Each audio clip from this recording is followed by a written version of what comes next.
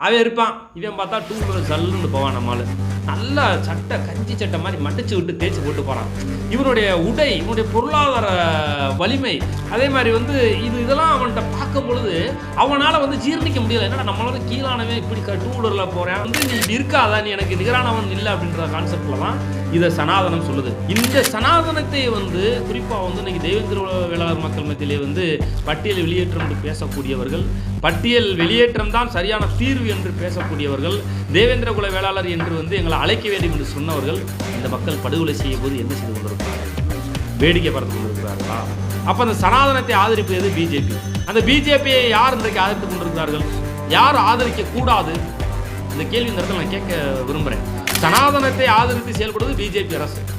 எல்லாரும் எனக்கு கீழானவன் உனக்கு மேலான்னு சொல்வது வந்து சனாதனம். இந்த சனாதனத்தை ஆதரித்து செயல்படுகிற அண்ணன் டாக்டர் கிருஷ்ணசாமியை பார்த்து கேட்குறேன், நீங்கள் சனாதனத்தை ஆதரித்து செயல்படுகிறீர்கள். இந்த சனாதனத்தின் அடிப்படையிலாம் இன்றைக்கு படுகொலை நடந்திருக்கிறது. அப்போ இவர் யாருக்கு ஆதரவாக இருக்கணும்? நம்ம வந்து ஒரு தேவேந்திர குல வேளாளருக்காக போராடுவோம், இந்திரகுலம் அப்படின்ற ஒரு கட்சி ஆரம்பிப்போம் அப்படின்னு தான் எல்லாரும் சொன்னாங்க. அப்போ மாவீரன் இமானுவேல் சேரன் என்ன சொன்னார்? நீங்கள் உயர்ந்த சாதி நீ சொல்கிற இல்லை, அதிகமாக பிளட் டொனேட் பண்ணுறது அரசு கல்லூரியில் படிக்கக்கூடிய மாணவராக இருக்கட்டும், தனியார் கல்லூரியில் படிக்க மாணவர்களும், குறிப்பாக வந்து பறையர்கள், தேவேந்திர குல வேளாளர்கள், அருந்ததி சமூக மக்கள்லாம் 90% பிளட் கொடுக்குறான். இன்னைக்கு வந்து அனைத்து சாதியுமே உயிர் வாழுகிறது. அனைத்து சாதியும் ரத்தம், எந்த ரத்தம் கலக்கப்பட்டிருக்கிறது என்றால் இந்த 3 சமூகத்துடைய ரத்தம் தான் கலக்கப்பட்டிருக்கிறது. நாங்க இப்படி வந்து பார்த்துட்டோம். இனி ஜென்மத்துக்கும் எங்களால குனிய முடியாது. அதனால நாங்க சண்டை போட போறோம். நண்பர்கள் அனைவருக்கும் உரிமைக்கான தொலைக்காட்சியின் சார்பாக இனிய வணக்கம். இன்னைக்கு நம்ம யார்கிட்ட நேர்காணல் காண போறோம்னா ஆதனூர் பேராசிரியர் வே ஸ்டாலின் அவர்கள்ட்ட நேர்காணல் காண போறோம். சார் வணக்கம் சார். வணக்கம் சார். நல்லா இருக்கீங்களா? நல்லா இருக்கேன் சார். அதாவது ஒரு மிகப்பெரிய ஒரு ஜாதிய வெறியாட்டம்னு சொல்லலாம் தமிழ்நாட்டில் நடந்திருக்கு. திருநெல்வேலி மாவட்டத்தில் நடந்திருக்கு. ஒருத்தன் போய் என்ன பண்றான்னா, வெட்டுறப்பையே பள்ளப்பையில சாவுடா அப்படின்னு சொல்லி ஒரு மிக கொடூரமான வெட்டி படுகொலை செஞ்சிருக்காங்க. தொடர்ச்சியாக இந்த தேவேந்திர குல வேளாளர் மக்களுக்கு இந்த மாதிரி ஜாதி வெறியாட்டங்கள்லாம் நடந்துருக்கு. இந்த சம்பவத்திற்கு முதல்ல யாரு காரணம் நினைக்கிறீங்க? இதற்கு முதல் காரணம் என்ன என்றால் சனாதனம் தான் இதற்கு ஆணிவேரா இருக்கிறது. இந்த சனாதனத்தின் அடிப்படையில் தான் இன்று இது போன்ற படுகொலை வந்து நடந்து கொண்டே இருக்கிறது. தேவேந்திர குல வேளாளர்களுக்கு மட்டும் நடக்கவில்லை, குறிப்பாக வந்து ஒடுக்கப்பட்ட மக்களுக்கு, அனைத்து சமூகத்தினருக்குமே இந்த படுகொலை தொடர்ந்து நடந்து கொண்டே இருக்கு. எடுத்தெடுப்புலேயே சனாதனம் தான் காரணம் சொல்லிட முடியுமா? எப்படி சனாதனம் எப்படி காரணம் அப்படின்னா, சனாதனத்துடைய கோட்பாடு தத்துவம் என்னவென்றால், உயர்ந்தவன் தாழ்ந்தவன், பிறப்பால் வந்து ஒருத்தன் உயர்ந்தவன் தாழ்ந்தவன் அப்படின்னு வர்ணாசிரம கோட்பாட்டை கட்டமைப்பதால் மட்டும்தான் இது போன்ற உளவியல் ரீதியாக கதை வடிவில் வந்து மனித குலத்தில் 2000 வருடங்களாக புனையப்பட்டு உள்ளே திணிக்கப்பட்ட வரலாறை வந்து இருப்பதனுடைய விளைவாகத்தான் இந்த படுகொலை. நீ கீழானவன் இன்னொருத்தவன் மேலானவன் என்று சொல்லக்கூடிய நிலை இருப்பதால் மட்டும்தான் இந்த படுகொலைக்கான காரணம் என்று சொல்லுகிறேன். வெட்டினவை வந்து சனாதனத்துடைய சிந்தனையின் அடிப்படையில் வெட்டியிருக்கான். கீழே தானே நீ அப்படின்ற மாதிரி ஒரு சிந்தனை, உளவியல் சிந்தனை இருப்பதனால தான் வெட்டியிருக்கான்றீங்க. ஆமா, அதனுடைய அடிப்படையிலானே வந்து அந்த சாதி பேரை சொல்லி பள்ளப்பேலன்னு வெட்டியிருக்கான், இல்லைன்னா வெட்டியிருப்பானா? அதே மாதிரி வந்து மதுரை மாவட்டத்தில் கூட ஒரு சிறுவர் 6 வயசு சிறுவர் பாவம், அவன் பாதத்தை வெட்டுறான், அவனுக்கு பரப்பேலன்னு சொல்லி அவனை வெட்டுறான். இப்போ இந்த இதனுடைய இதே மாதிரி ஏராளமாக நடந்துக்கிட்டே இருக்குது தமிழகத்தில். அப்போ இது காரணம் என்ன அப்படின்னா, உளவியல் ரீதியாக நான் உன்னை விட மேலானவன், என்னை விட கீழானவன். எதனால இந்த பிரச்சனை உருவாதுன்னா, அவன் இருப்பான், இவன் பார்த்தா டூலர் ஜல்லுன்னு போவான். நம்மளால நல்லா சட்டை கஞ்சி சட்டை மாதிரி மடிச்சு விட்டு தேய்ச்சி போட்டு போகிறான். இவனுடைய உடை, இவனுடைய பொருளாதார வலிமை, அதே மாதிரி வந்து இதெல்லாம் அவன்கிட்ட பார்க்கும் பொழுது அவனால் வந்து ஜீர்ணிக்க முடியலை. என்னடா நம்மளால கீழானவன் இப்படி டூலரில் போகிறேன், இப்படி வண்டியில் வந்து சட்டை நீட்டாக போட்டு போகிறேன், இதெல்லாம் வந்து ஃபோன் ஹை குவாலிட்டியாக ஃபோன் வச்சுருக்கான், இதெல்லாம் பார்க்குறதுனால என்ன பண்ணுறான், அவன் உளவியலா டே அவனுக்கு கீழானடா அப்படின்ற ஒரு கட்டமைப்பினால தான் ஏற்றுக்கிட முடியாமல் தான் வந்து சொல்கிறேன். ஈக்குவல் கிடையாதுன்னு சொல்கிறேன், நீ இப்படி இருக்காதா அப்படின்றான். அதான் கான்செப்ட் வந்து நீ இப்படி இருக்காதா, நீ எனக்கு நிகரானவன் இல்லை அப்படின்ற கான்செப்டில் தான் இதை சனாதனம் சொல்லுது. வந்து இந்த மாதிரி தேவேந்திர குல மக்கள் வந்து படுகொலை செய்யப்படுவதற்கு காரணமே அடிப்படையே சனாதனம் தான் சொல்கிறீங்க. அடிப்படை காரணம் சனாதனம். இந்த சனாதனத்தை வீழ்த்தியது எது அப்படின்னா புரட்சியாளர் அம்பேத்கர் சட்டம் தான். இதுக்கு ஆபத்து வந்திருக்கு. இன்னைக்கு இந்த சனாதனத்தை வந்து குறிப்பாக வந்து இன்னைக்கு தேவேந்திர வேளாளர் மக்கள் மத்தியிலே வந்து பட்டியல் வெளியேற்றம் என்று பேசக்கூடியவர்கள், பட்டியல் வெளியேற்றம் தான் சரியான தீர்வு என்று பேசக்கூடியவர்கள், தேவேந்திர குல வேளாளர் என்று வந்து எங்களை அழைக்க வேண்டும் என்று சொன்னவர்கள் இந்த மக்கள் படுகொலை செய்யும் போது என்ன செய்து கொண்டிருக்கிறார்கள்? வேடிக்கை பார்த்து கொண்டிருக்கிறார்களா? அப்போ அந்த சனாதனத்தை ஆதரிப்பது பிஜேபி. அந்த பிஜேபியை யார் இன்றைக்கு ஆதரித்து கொண்டிருக்கிறார்கள்? யார் ஆதரிக்க கூடாது? இந்த கேள்வி இந்த இடத்துல நான் கேட்க விரும்புகிறேன். சனாதனத்தை ஆதரித்து செயல்படுவது பிஜேபி அரசு. எல்லாரும் எனக்கு கீழானவன் உனக்கு மேலான்னு சொல்வது வந்து சனாதனம். இந்த சனாதனத்தை ஆதரித்து செயல்படுகிற அண்ணன் டாக்டர் கிருஷ்ணசாமியை பார்த்து கேட்குறேன், நீங்கள் சனாதனத்தை ஆதரித்து செயல்படுகிறீர்கள். இந்த சனாதனத்தின் அடிப்படையில் தான் இன்றைக்கு படுகொலை நடந்திருக்கிறது. அப்போ இவர் யாருக்கு ஆதரவாக இருக்கணும்? பிஜேபிக்கு ஆதரவாக இருக்கணுமா, இல்லை இடதுசாரிக்கு ஆதரவாக இருக்கணுமா? இடதுசாரிக்கு தான் ஆதரவாக இருக்கணும். இவர் இந்த ஒரு படுகொலை நான் சொல்லலைங்க, 2 வீலரில் போகிறான், 2 பேர் என்னங்கன்ற எந்த சாதிரான்னு கேட்குறான். இதே மாதிரி சாதி பேர சொல்லி இந்த 2 வீலரை ஹீரோ திருநெல்வேலியில், அதுவும் திருநெல்வேலி தான், 2 வீலரை பிடிங்கி வச்சுக்கிட்டு ஏடிஎம் கார்டெலாம் பிடிங்கி வச்சுக்கிட்டு ட்ரெஸ் எல்லாம் அவுத்து விட்டு அவன் மேலவே மூத்திரத்தை பிரிஞ்சு அனுப்பிச்சுடுறான். இதே மாதிரி செங்கோட்டையில் ஒரு வார்டு மெம்பர், நீ எல்லாம் வார்டு மெம்பர் வந்து கேள்வி கேட்கிறான்னு வெட்டுறான். அதை விட திருநெல்வேலியில் ஒரு ஊர் கிராமங்க, கிராமத்தில் வந்து பஸ்ஸில் எங்களுக்கு நிகராக வந்து கவர்மெண்ட் பஸ்ஸில் உட்காரக்கூடாது, நின்றுக்கிட்டே வரணும். ஹோட்டல் கடைக்கு போனால் உட்காந்து சாப்பிடக்கூடாது, தள்ளி நின்று பார்சல் மணக்கரைன்ற ஊரில் பார்சல் வாங்கிட்டு போகணுன்றான். தண்ணி ஒரு இடத்துல கொலையை பிடிக்க வந்தா, ஐயோ தெரிக்குது, நீ என் பக்கத்தில் பிடிக்கக்கூடாதுன்றான். இவ்வளோ கட்டமைப்பு காரணம் என்ன? சனாதனம். தாழ்த்தப்பட்ட ஒடுக்கப்பட்ட மக்கள் குளத்தில் இறங்கக்கூடாதுன்னு சொன்னவர்கள், அதே மாதிரி வந்து பொது வெளியில் வந்து செருப்பு நடந்து போகக்கூடாதுன்னு சொன்னவர்கள், அதே மாதிரி வந்து கோயிலுக்கு நுழையக்கூடாதுன்னு சொன்னவர்கள். மீனாட்சி அம்மன் கோயில்களோட வந்து ஒடுக்கப்பட்ட மக்கள் வந்து நுழையலைங்க. வைத்தியநாத ஐயருடைய போராட்டத்தை பார்த்தா மீனாட்சி அம்மன் கோயிலுக்குள்ளே நுழையிறோம். இதே சொல்கிறேன் அப்படின்னு பார்த்தோம்னா இதெல்லாம் சனாதன கட்டமைப்பு. அப்போ இந்த சனாதன கட்டமைப்பை ஏற்றுக்கிட்டனுடைய விளைவாகத்தான் இன்றைக்கு படுகொலை நடந்து கொண்டு இருக்கிறது. அப்போ ஆனால் வந்து அதுக்கு முன்னாடி படுகொலை நடக்கதான் செஞ்சுச்சு. நீங்கள் வந்து ஒரேடியாக வந்து கிருஷ்ணசாமி வந்து குறை சொல்ல முடியாது இல்லையா? ஒரே விஷயம் என்ன அப்படின்னு பார்த்தோம்னா, இடதுசாரியாக இருக்கிற வரைக்கும் அந்த மக்கள் பாதுகாப்பாக இருந்தாங்க. இதை ஏற்றுத்தோம். இடதுசாரியாக நின்று அந்த மக்களுக்கு வந்து களத்தில் நின்று போராடிய காலத்தில் அந்த மக்களுக்கு பாதுகாப்பு இருந்தது, ஒரு யூனிட்டி இருந்தது, ஒரு நம்ம சண்டை போட்டால் அவன் சண்டை போடணும் ஒரு அச்சம் இருந்துச்சு. அதனால வந்து அந்த அளவுக்கு அட்ராசிட்டி இல்லை. ஆனால் இன்றைக்கு சனாதனத்துக்கு ஆதரவாக செயல்பட்டதனுடைய விளைவாக எதிர்த்து கேள்வி கேட்பதற்கு ஆள் இல்லை. நீங்க சொல்றதை பார்த்தோம்னா கிருஷ்ணசாமி அவர்கள் பிஜேபிக்கு ஆதரவா போனதன் விளைவாகத்தான் இந்த மக்களுக்காக சரியா பேச முடியல அப்படின்னு சொல்றீங்க. ஆமா, பேச முடியாதுல்ல.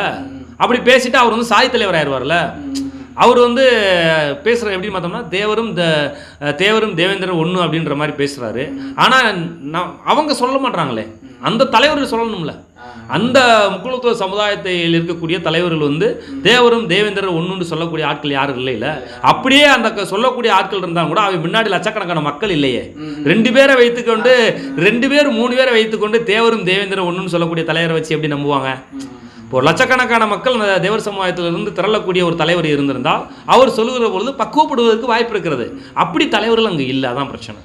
இப்போ நிறைய பேர், சில பேர் இப்படி சொல்றாங்க, சில பேர் என்ன சொல்றாங்கன்னா திமுகவுடைய ஆட்சியில தான் இது நடக்குது அப்படின்ற மாதிரி ஒரு குற்றச்சாட்டை வந்து சொல்றாங்க. அதாவது ஜாதி பிரச்சனை நடந்ததற்கு திமுக தான் காரணமா? இதை தெளிவுபடுத்துங்க. அதாவது ஜாதி பிரச்சனை நடந்து முடிஞ்சிருது, நடந்த உடனே அதுக்கு திமுக தான் காரணமா, இல்ல அதுக்கு திமுகவுக்கு அதுக்கு என்ன சம்பந்தம்? எப்படி குற்றச்சாட்டு மூலமா? நான் இந்த இடத்துல ஒரு விஷயத்தை பதிவு செய்ய விரும்புகிறேன். அதாவது வந்து புரட்சியாளர் அம்பேத்கர் எழுதிய ஒரு புத்தகத்தில் வந்து கேரளா அப்படின்ற ஒரு மாநிலம் இருக்குது இன்னைக்கு. இந்த கேரளா மாநிலத்தில் வந்து பார்த்தோம்னா ஒடுக்கப்பட்ட சமுதாயத்தை சார்ந்தவர்கள் வந்து உப்புன்னு சொல்லக்கூடாது, உப்புன்னு சொல்லக்கூடாது. அவங்க என்ன சொல்லணும்னா உப்புக்கு பதில் வந்து புளிச்சாட்டான்னு தான் சொல்லணுமா. புளிச்சாட்டான்னு சொல்கிறது, உப்புன்றது வந்து உயர்ந்த குடி மக்கள் சொல்லக்கூடிய ஒரு வார்த்தை அங்கே கேரளாவில் பின்பற்றப்பட்டது. அப்போ வந்து ஒரு நபர் வந்து என்னன்னா உப்புன்னு கடையில் வந்து உப்பு கேட்குறாரு, உப்புன்னு கேட்டதற்காக படுகொலை செய்யப்படுகிறார்கள் எங்கே? கேரளாவில். ஏன் இதை நான் சொல்கிறேன் இந்த இடத்துல? நீங்கள் வந்து எப்போ நடந்துச்சு? சுதந்திரம் வாங்குவதற்கு முன்பு நான் சொல்கிற படுகொலை. இந்த 2000 வருஷமாக வந்து இந்த ஒடுக்கப்பட்ட மக்கள் வந்து யாரெல்லாம் எதிர்த்து கலகம் செய்கிறார்களோ, எதிர்த்து கேள்வி கேட்கிறார்களோ, எவனெல்லாம் வந்து இப்படி இருக்கக்கூடாது என்று அடக்குமுறை எதிர்க்கிறார்களோ அவனெல்லாம் படுகொலை செய்கிறார்கள். இது திமுக ஆட்சி ஆண்டதுனால அரசுனால இந்த படுகொலை நடக்கல. 2000 வருஷமா நடந்துகிட்டே இருக்கு இந்த படுகொலை எல்லாம். 100 வருஷம் கூட ஆகல, 100 வருடம் கூட ஆகல. 1967 திராவிட முன்னேற்ற கழக அரசு வந்து ஆட்சி பொறுப்பு இருக்கிறது. அதே மாதிரி வந்து நான் 1955 ஒரு சம்பவத்தை சொல்றேன். மதுரை மாவட்டத்தில் அப்போ வந்து ஐயா கக்கன் வந்து நாடாளுமன்ற உறுப்பினர், மதுரையினுடைய நாடாளுமன்ற உறுப்பினர். அவர் ஊரில் தும்பைப்பட்டியில் வந்து குளத்தில் இறங்கக்கூடாது ஒடுக்கப்பட்ட மக்கள் வந்து. உடக்கப்பட்டவங்க தண்ணியில் குளத்தில் இறங்கக்கூடாதுங்க. 1955 கக்கன் அங்கே இருக்கக்கூடிய வந்து அங்கே ஜனநாயகத்தில் முக்குளத்து சமுதாயத்தில் ஜனநாயகத்தில் இருப்பாங்க இல்லையா, அவங்களோட சேர்ந்து காங்கிரஸ் கட்சியிலேருந்து அவர் வந்து குளத்தில் இறங்க போராட்டத்தை நடத்தியவர் கக்கன் அவர்கள். இது ஏன் இந்த இடத்துல 1950 நடந்த சம்பவம். இதை ஏன் சொல்கிறேன் அப்படின்னா, நீங்கள் கேட்குறீங்க இல்லையா திமுக ஆட்சிலாம் நடக்குது அப்படின்ட்டு. இப்போ அது எந்த ஆட்சியில் நடந்துச்சு? 1955ன்றது காங்கிரஸ் ஆட்சியானே. ஆனால் அன்னைக்கு இருக்கக்கூடிய நாடாளுமன்ற உறுப்பினர் கக்கன் அவர்களே அது போராடி இருக்காரு. இது காலங்காலமாக சனாதன கட்டமைப்பினால் நடக்கக்கூடிய சம்பவங்கள். இது திமுகவோ அதிமுகவோ நடக்கலாம். அதிமுக ஆட்சி காலத்தில் அட்ராசிட்டி நடக்கலையா, படுகொலை நடக்கலையா, ஆணவ நடக்கலையா? அதே மாதிரி காங்கிரஸுக்கு ஆட்சி செய்த போது ஆணவ கொலை நடக்கலையா, படுகொலை நடக்கலையா? எல்லா காலத்திலையும் தொடர்ந்து நடந்து கொண்டு தான் இருக்கிறது. குறிப்பாக வந்து தமிழகத்தில் வந்து அண்ணன் திருமா, அதே மாதிரி ஐயா கிருஷ்ணசாமி இடதுசாரியாக இருக்கிற பொழுது, அண்ணன் ஜான் பாண்டியன் இடதுசாரியாக இருக்கிற பொழுது வந்து கொஞ்சம் தவிர்க்கப்பட்டது. யூனிட்டியாக இருக்கிற காலம் எல்லாம் அந்த யூனிட்டி வந்து பார்த்தோம்னா கொஞ்சம் தவிர்த்தார்கள். அதாவது வந்து பார்த்தோம்னா 100 அட்ராசிட்டி நடக்குது அப்படின்னு பார்த்தோம்னா அது வந்து ஒரு 10 இடத்துல நடந்துச்சு. இன்னைக்கு வந்து பழைய வழி அந்த நடைமுறைக்கு காரணம் என்னவென்றால் இந்த மக்கள் பிரிந்து கிடப்பதால் இது நடக்கக்கூடிய சம்பவம். ஒடுக்கப்பட்ட மக்கள் வந்து ஓர் அணியில் திரளானுடைய சூழல் தான் இதற்கு காரணம். சில பேர் நான் வந்து இந்த பட்டியல் வெளியேற்றம்னு பேசுகிறாங்க. நீ என்ன வெளியேற்றம் பண்ணாலும் கூட மனநிலையா உளவியல் ரீதியாக கட்டமைக்கப்பட்டிருக்கிறது. இங்கே பட்டியல் வெளியேற்றம் கேட்டு ஒரு வெளியே போனாலுமே கூட வெற்றவனே நாளைக்கு எப்படி வந்து ஆதரவு வருவான்? இது மிகப்பெரிய யூனிட்டிக்கு ஆதரவு வரமாட்டான், ஒற்றுமையா வந்து போராடுறதுக்கு வரமாட்டானுங்கள. இது பயங்கரமான சிக்கல் இருக்குது. இது வந்து நான் என்ன கேட்குறேன், சரி பட்டியல் வெளியேற்றம் போகட்டும். நான் என்ன சொல்கிறேன், அவங்க கேட்குறாங்க கொடுக்கட்டும். இன்றைக்கி இருக்க 46 சட்டமன்ற உறுப்பினர் வந்து ஒடுக்கப்பட்ட சமயத்தில் ரிசர்வேஷன் இருக்கிறாங்க. இந்தியா முழுவதும் வந்து 111 நாடாளுமன்ற உறுப்பினர் ரிசர்வேஷனில் இருக்கிறாங்க. அதில் எஸ்சி மட்டும் பார்த்தோம்னா 70 பேர் இருக்காங்க. 47 வந்து ஷெட்யூல் ட்ரைபல் இருக்காங்க. இதில் வந்து ரிசர்வேஷனில் ஒதுக்கப்பட்ட மக்களுக்கு கொடுக்கப்படுகிறது. இன்றைக்கி தமிழகத்தில் வந்து பார்த்தீங்கன்னா 20க்கும் மேற்பட்ட தேவேந்திர உளவாளர்கள் சட்டமன்ற உறுப்பினராக இருக்கிறாங்க. பறையர்கள் வந்து ஒரு மீதி இருக்கவங்க இருக்கிறாங்க. 46 பேரில் பறையரும் பல்லர்களும் அருந்ததிகளும் இருக்கிறாங்க. ஒருவேளை பட்டியல் வெளியேற்றத்துக்கு போயிட்டா, அதே மாதிரி ஊராட்சி மன்ற தலைவர், ஒன்றிய கவுன்சிலர், மாவட்ட கவுன்சிலர்லாம் இருக்கிறாங்க ரிசர்வேஷனில். இவங்க பட்டியல் வெளியேற்றம்னு போயிட்டாங்கன்னா எத்தனை ஊரில் ஊராட்சி மன்ற தலைவர் வர முடியும்? எத்தனை ஊரில் ஒன்றிய கவுன்சிலர் வர முடியும்? எத்தனை ஊரில் சட்டமன்ற உறுப்பினர் வர முடியும்? எத்தனை ஊரில் வந்து எத்தனை தொகுதியில் வந்து நாடாளுமன்ற உறுப்பினர், சட்டமன்ற உறுப்பினர் வர முடியும்? இந்த கேள்விக்கெல்லாம் விடை தெரியுமா? ஒரு விஷயத்தை கையில் எடுக்கிறார்கள், பாராட்டுறோம், வெளியேற்றம், ரைட், ஓகே. இந்த இடத்துல எங்கே வர முடியும்? அதிகாரத்துக்கு எங்கே வர முடியும்? இந்த அடிப்படை புரிதல்லேருந்து வேணும், அந்த மக்களுக்கு வேணும்ன்ற நான் சொல்கிறேன். அப்போ நமக்கு வந்து எது பாதுகாப்பு? புரட்சியாளர் அம்பேத்கர் சட்டம் தான் பாதுகாப்பு. மாவீரன் இமானுவேல் சேகரன் அவர்கள் வந்து ஒரு கோட்பாடை முன்மொழிந்தார். அவர் கட்சி அந்த மக்களுக்காக வந்து போராடும் போது வந்து என்ன சொன்னாங்க அப்படின்னு பார்த்தோம்னா, நம்ம வந்து ஒரு தேவேந்திர உளவாளருக்காக போராடுவோம், இந்திரகுலம் அப்படின்ற ஒரு கட்சி ஆரம்பிப்போம் அப்படின்னு தான் எல்லாரும் சொன்னாங்க.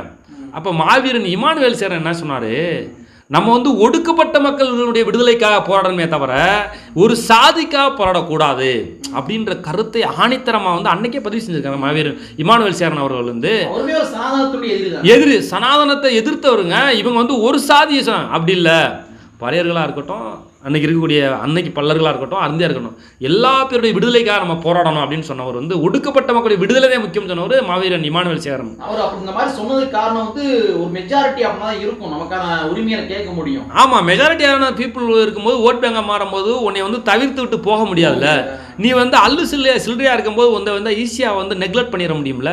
இன்னைக்கு சனாதனத்துக்கு ஆதரவாக செயல்படுவதன் விளைவாக ஏராளமான இடங்களிலே பாதிப்பு நடக்கிறது. அரசு ஊழியர்களுக்கு கூட பாதிப்பு நடக்குதுங்க, அட்ராசிட்டி நடக்குதுங்க. ஒன்றும் கேள்வி கேட்க முடியல. பட்டியல் வெளியேற்றம், நான் உயர்ந்த சயின்ஸ் அவனுடைய ஆதங்கங்களையும் அவனுடைய கோபங்களையும் சொல்ல முடியலை. நம்ம இப்படி ஒரு கேள்வியை கேட்குறோமே, இப்படி ஒரு முன்வைக்கிறோமே, அப்போ நமக்கான பிரச்சனையை வந்து அப்படியே மூடி மறைத்து வாழ்ந்து கொண்டு இருக்கிறார்கள் அரசு ஊழியர்கள் லட்சக்கணக்கான பேர். எஸ்டி ஆக்ட் இருக்கிறப்பவே வந்து எஸ்சி எஸ்டி ஆக்ட்ல வந்து நிறைய சட்ட திட்டங்கள் ரொம்ப வலுவா இருக்குது. ஆமா, அப்படி இருக்கிறப்பவே இந்த அட்ராசிட்டி நடக்குது. ஆமா, ஒருவேளை அவங்க பட்டியல் வெளியேற்றம் கேட்டு வெளியே போனாங்க அப்படின்னா அந்த எஸ்சி எஸ்டி ஆக்ட வந்து அப்ளிகபிள் பண்ண முடியாது இல்லையா? அதுல அப்ளிகபிள் பண்ண முடியாது. இப்படி ஒரு கேட்டதுனால அவங்க பாதிக்கப்பட்டவர்கள் வாய் திறக்காமல் தன்னுடைய குடும்பத்தையே வந்து பல இன்னலுக்கு ஆளாகி கொண்டிருக்கிறார்கள், அரசு ஊழியர்கள் உட்பட. ஆக இதெல்லாம் வந்து ஏன் சொல்றோம் அப்படின்னு பார்த்தோம்னா, சனாதனத்தை ஒழித்தால் மட்டும்தான் இந்த மக்களுக்கு பாதுகாப்பு. அப்ப சாதியை ஒழிச்சா மட்டும்தான் பாதுகாப்பு. எப்படி சாதி எப்படி ஒழிக்க முடியும்? இருக்கிற வரைக்கும் சாதி இருக்கத்தான் செய்யும் அப்படின்னு நிறைய பேர் பேசுறாங்க. நிறைய பேர் வாய்ஸ் அவுட்டால் பேசுறாங்க. சாதி ஒழிச்சா எப்படி ஒழிக்கிறது? புரட்சியாளர் அம்பேத்கர் சொல்ல இன்டர் காஸ்ட் மேரேஜ்னு சொன்னார், சாதி மறுப்பு திருமணம் அப்படின்னு சொன்னார். அதெல்லாம் அப்ளிகபிள் பண்ணணும்ல. அப்போ சண்டை வரும், அடிதடி வரும், எல்லாமே நடக்கத்தான் செய்யும். இதெல்லாம் கிருஷ்ணசாமி தான் வந்து ஜாதி மைய கல்யாணம் பண்ணான்றாரு. அதுதான் சனாதனம் அப்படின்றோம். சனாதனம்ன்றது நான் என்ன கேட்குறேன், இதில் வந்து இந்த வெட்டியவர்களை பார்த்து இதை கேட்குறேன். அண்ணன் கிருஷ்ணசாமி கேட்காம கூட இருந்துட்டு போகிறாரு. அவருக்கு வந்து அவர் எப்படி வேணாலும் இருந்துட்டு போகிறாங்க. ஆனால் நம்ம வந்து ஒரு ஜனநாயக சக்தி, ஜனநாயகவாதிகள். இன்றைக்கி தமிழ்நாடு முழுவதும் அரசு மருத்துவமனை இருக்குது, தனியார் மருத்துவமனை இருக்குது. இன்னைக்கு வந்து நான் உயர்ந்த சாதிக்காரன் சொல்கிறாங்க இல்லையா, நாங்கள் வந்து உயர்ந்த சாதிக்காரன் ஆண்ட பரம்பரைலாம் சொல்கிறாங்கல்ல. நான் என்ன கேட்குறேன், நீ வந்து அரசு ஆஸ்பத்திரிக்கு வராத, அரசு மருத்துவமனைக்கு வராத, ஆமாம் பிளட்டு கேட்காத. ஏன் அதை சொல்கிறேன் அப்படின்னு பார்த்தோம்னா, அரசு மருத்துவமனையில் ஏறக்குறைய 90% ரத்தம் கொடுக்கக்கூடிய ஒரு சாதி, நீ சாதின்னு சொல்கிறதுனால நான் சொல்கிறேன், சாதி எது அப்படின்னு பார்த்தோம்னா, ஒன்று பறையர்கள், இன்னொன்று தேவேந்திர வேளாளர்கள், இன்னொன்று அருந்ததியர்கள், மீளும் இருக்கக்கூடிய பட்டியல் சமூகம். இந்த பட்டியல் சமுதாயத்தினுடைய பிளட்டு தான் இன்னைக்கு வந்து அரசு மருத்துவமனையில் நிரம்பி வருகிறது. 100% குறைந்தது 80% மேலே ரத்தம் கொடுப்பவர்கள், உயிரை காப்பாற்றுகிறவர்கள் இந்த சாதியை சேர்ந்தவர்கள் தான். இன்னைக்கு வந்து அனைத்து சாதியுமே உயிர் வாழுகிறது, அனைத்து சாதியும் ரத்தம், எந்த ரத்தம் கலக்கப்பட்டிருக்கிறது என்றால் இந்த 3 சமூகத்துடைய ரத்தம் தான் கலக்கப்பட்டிருக்கிறது. இன்னைக்கு நான் சொல்கிறேன்ல, இப்படி சாதியை சொல்லி ப்ரெக்னெண்ட்டாக வாங்க, அந்த சமூகத்துலேருந்தே ஒரு ப்ரெக்னெண்ட்டாக போகிறாங்க, இன்னைக்கு எல்லா சாதியிலையும் குழந்தை பிறக்கிறாங்க. ஆனால் பிளட்டு தேவைப்படும் அந்த டயத்தில். அதே மாதிரி தான் ஆப்ரேஷனுக்கு தேவைப்படும் பிளட்டு, அந்த பிளட்டெல்லாம் யாருடைய பிளட்டாக இருக்குது தெரியுமா? 90% இந்த சாதியினுடைய பிளட்டாக தான் இருக்கும். அப்போ அவன் கொள்றாங்க, யாரை கொல்லணும் யோசிச்சு பாருங்க. அவன் யாரை கொல்லணும்? எந்த இனமுமே இருக்காதுங்க. இந்த மாதிரி சனாதனம் இன்னைக்கு விதைக்கப்பட்டிருக்கு. அந்த விதைக்கப்பட்டதுக்காக சொல்கிறேன், இதுதான்டா சயின்ஸுன்றதுக்காக சொல்கிறேன். இதற்கெல்லாம் அடிப்படை காரணம் என்னவென்றால் சனாதனம். ஆக சனாதனத்தை வீழ்த்தினால் மட்டும்தான் ஜனநாயகத்தை வென்றெடுக்க முடியும். பிரிந்து கிடக்காமல் ஓரணியில் ஒடுக்கப்பட்ட சமுதாயம் திரண்டால் மட்டும்தான் வரலாற்றை மாற்றி எழுத முடியும் என்பதை இந்த இடத்துல பதிவு செய்கிறேன். நன்றி சார்.